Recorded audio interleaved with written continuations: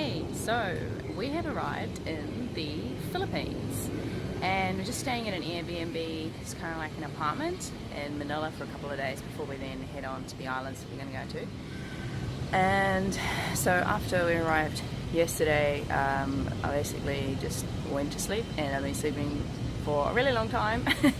So yeah, it took a wee while for us to get here, and didn't get a lot of sleep on the plane. So once we got here, just went for a good nap. It was really good.